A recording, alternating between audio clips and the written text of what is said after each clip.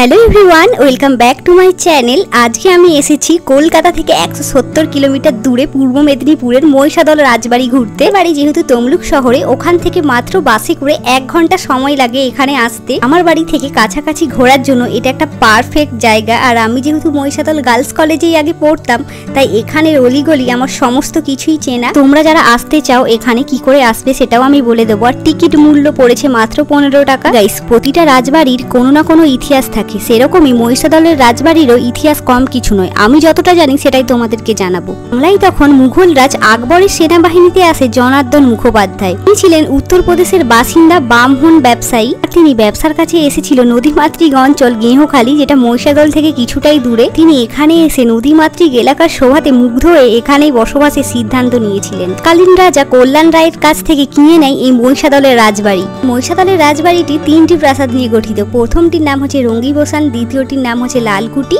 আর তৃতীয়টির নাম হচ্ছে ফুলবাগান। তো এইটুকুনি আমি জানি মহিষাদলের ইতিহাসটা। আর কত সুন্দর লাগছে এই রাজবাড়িটা, একবার তোমরা নিজেরাই দেখো। আর গাইস, প্রচন্ড গরম লাগছিল, আমার কাছে কোনো ওয়াটার বোতলও ছিল না। আর প্রচন্ড গরমে কি করব খুঁজে না পেয়ে একটা দোকান থেকে আইসক্রিম কিনে নিলাম। আর আইসক্রিমটার টেস্টটা জাস্ট অসাম ছিল। তোমরা হয়তো অনেকেই ভাবছো যে 1 মাস ধরে কেন আমি এই চ্যানেলে শর্ট লং ভিডিও কিছুই আপলোড করিনি। তো আমার একটু পার্সোনাল ইস্যু ছিল, আর এই 1 মাস ভিডিও না আপলোড করাতে আমার চ্যানেলের রিচ অনেকটাই কমে গিয়েছে। কিভাবে আবার রিচ ঠিক হবে আমি জানি না। তোমরা প্লিজ এই ভিডিওটা দেখলে একটা লাইক কমেন্ট অবশ্যই করে দিও। আর নতুন থাকলে আমার চ্যানেলটিকে প্লিজ তোমরা সাবস্ক্রাইব করে নিও। এখানে কি করে আসবে সেটা বলে দিই। কলকাতা থেকে দীঘা যাওয়ার পথে বাঁ দিকের রাস্তাটায় নেমে, ওটা হচ্ছে নন্দকুমার, ওখান থেকে টোটো রিজার্ভ করলে তোমরা মহিষাদল রাজবাড়ি যাবে বললে পৌঁছিয়ে দেবে। যারা আমার মতো তমলুক শহরে বা আশেপাশে যারা আছো, তোমরা জানো কিভাবে মহিষাদল আসতে হয়, তোমাদেরকে আর বললাম না। তো চলো, আমি প্রাসাদে ঢুকে পড়েছি। এবার আমি কি কি দেখলাম তোমাদের সাথেও শেয়ার করি। প্রথমেই আমি দেখলাম একটা খুবই প্রাচীন হারমোনিয়াম, আর এটা অনেকটাই অদ্ভুত দেখতে। আর তোমরা এখানে কারা কারা এসেছো তারা কমেন্ট করো। আর মহিষাদলের যারা লোকজন আছো, যদি এই ভিডিওটা দেখে থাকো তো অবশ্যই শেয়ার করো। অনেকগুলোই রুমে এখানে ভিডিও করা একদমই অ্যালাউ ছিল না, না ফটো তোলা অ্যালাউ ছিল গাইস। তো আমি যতটা পেরেছি তোমাদেরকে দেখানোর চেষ্টা করছি। মহিষাদল রাজবাড়ি আসলে শুধু যে রাজবাড়িই দেখতে পাবে এটা না, এখানে অনেক কিছুই আছে। এখানে রাজার গড়ও আছে, বা পেছন দিকে একটা মন্দিরও আছে হয়তো, আই থিঙ্ক। আর এই যে এখানে হচ্ছে রাজাদের হয়তো ক্যারাম খেলার বা কিছু এরকম একটা হবে। আর এই যে আগেকার অনেক পাথরের বাটি এরকম ব্যবহার করা হতো, সেগুলোই এখানে আছে। রাজবাড়ি রাজারা হয়তো আগে বাঘ শিকার করতো, এখানে সেগুলোই অ্যালবামে বন্দি করা আছে। আর আমি এখানে একটা কক্ষে অনেক রকম জন্তুর ছাল দেখেছি, তার মধ্যে বাঘ ছিল আর কুমিরও ছিল গাইস। তোমরা একদিন এসে এখানে দেখে যেতেই পারো। আর এই রাজবাড়িতে পরপর রাজত্ব যারা পেয়েছিলেন বা এখানের বংশধররা, তাদের সবার ফটো কিন্তু এখানে দেওয়া আছে।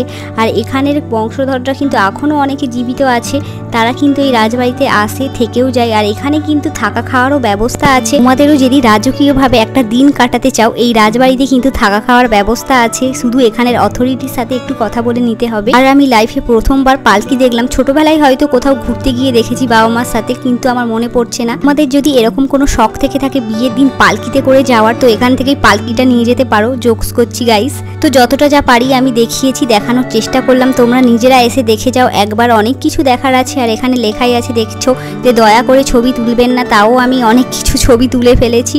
যখন অনেক ছোট ছিলাম মা বাবার সাথে অনেক রকম ট্যুরে যেতাম, বাট এখন বড় হয়ে যেতে সেগুলো আর যাওয়াই হয় না, বা আমার বাড়ি থেকেও এখন তেমন কেউ বেড়াতে যায় না।